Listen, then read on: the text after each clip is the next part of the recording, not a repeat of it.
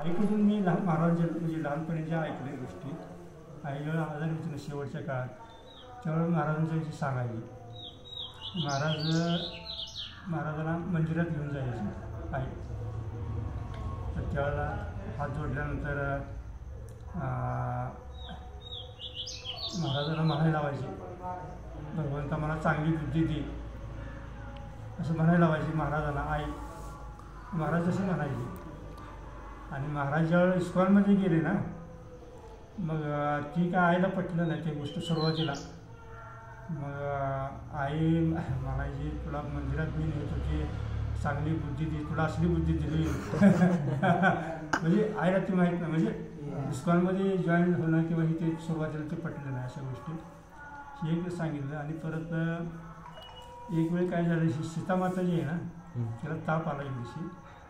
आणि सुरुवातीला ते अंधश्रद्धा म्हणा किंवा काय ते कोंबडीचे पिलू उचलून टाकायचं, असं ताप कमी होईना ना, बरेच दिवस ताप कमी होईना.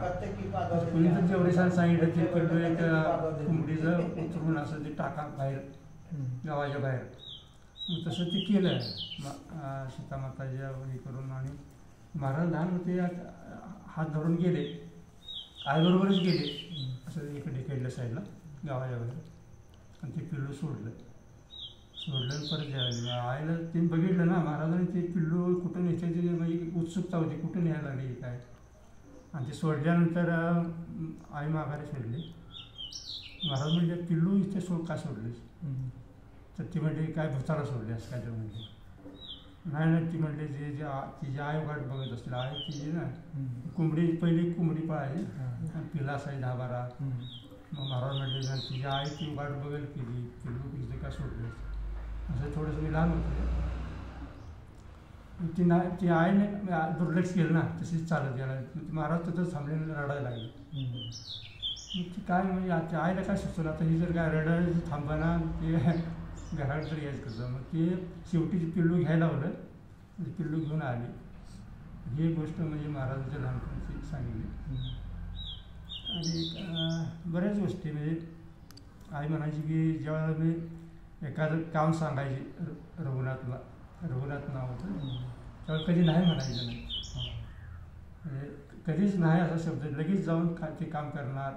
आमचे वडीलसुद्धा, वडिलांसुद्धा सगळं हे आज्ञाधारकपणा जे होता ना आधी मोठ्या माणसाचं, ते चांगले म्हणजे असं अशा काही गोष्टी लहानपणीच्या सांगितल्या आहेत. आणि इस्कॉनमध्ये गेल्यानंतर सुरुवातीच्या काळात या ते किचन होतं, त्याच्या पलीकडं बैठकगृह होती. तिथं महाराज झोपत होते. मुंबईत आल्यानंतर ड्रेसही बदलले होतं, शपरावर घातलेलं. घरातल्या सुरुवातीला बराच प्रयत्न केला सांगून त्याला की कपडे काढ किंवा असं पॅन्ट शर्ट घाल. महाराजांचं दुर्लक्ष आहे. महाराज काय करणार, म्हणजे महाराजांचं जे ठाम होते. मग एक दिवशी काय झालं, महाराज आंघोळीला गेल्यानंतर ते आईनं ती ड्रेस जळवून ठेवलं. ती धोती कुर्ता आहे ना शापरात, आणि त्या ठिकाणी पॅन्ट शर्ट ठेवला. महाराज आंघोळ करून गेले आणि ते बघितलं तर कपडे नाहीत. विचारलं आईला, म्हणजे घरात विचारलं कपडे माझे कडे काय कुठे ठेवले काय. ते आई म्हणली ती पॅन्ट शर्ट घाल. ते ओळखलं महाराजांनी. महाराजांना म्हटलं माझ्या आता थोडंसं हे करायला लागलं जबरदस्त. महाराज काय असं काय कोणाला काय म्हटले नाहीत, म्हणजे किंवा रागवलेले नाहीत. तिने कडी लावली आणि मोठ्यानं हरे कृष्ण करून रडायला.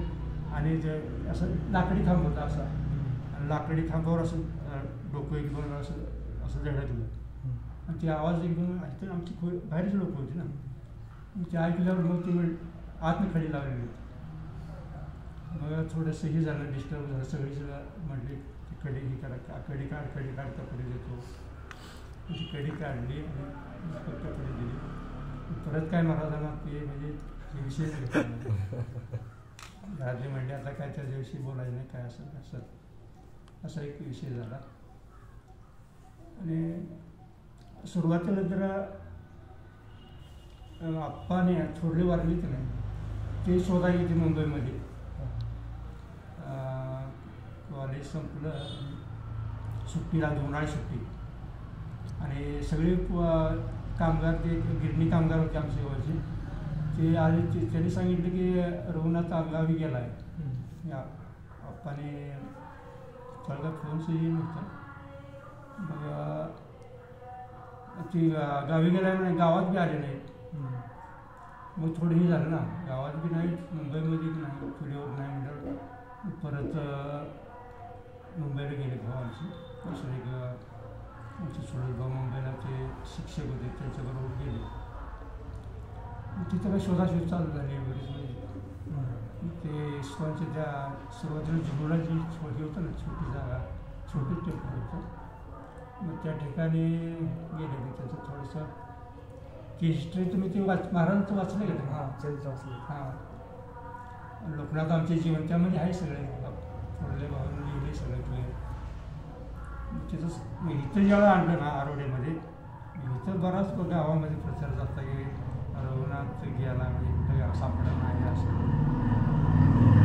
परत ज्यावेळेला त्या ड्रेसवर आले महाराज गावात त्यावेळेला लोकांना हे झालं ना म्हणजे एवढा हुशार विद्यार्थी डॉक्टर करायचा होता आणि हे दुसरं चमन केलं हे ड्रेस घातला आहे लोकांना म्हणायचे की डोक्यावर परिणाम झाला याचा आणि अशा दृष्टीनेच बघतो सुरुवातीला महाराजांकडे आणि सुरुवातीला गावात एस टी एक यायची पश्चिमेला गावातला रस्ता होता महाराज एस टीने उतरल्या लोकांना समजलं ना रघुनाथ आला एक सगळी बघायला असेल 17 झाली गावात सगळे लोक महाराज आले आणि परत इथं आले येतं मग महाराजांनी सुरुवातीला महाराज काय बोलले नाहीत पण सांगायला नाही त्या सुरुवात म्हणजे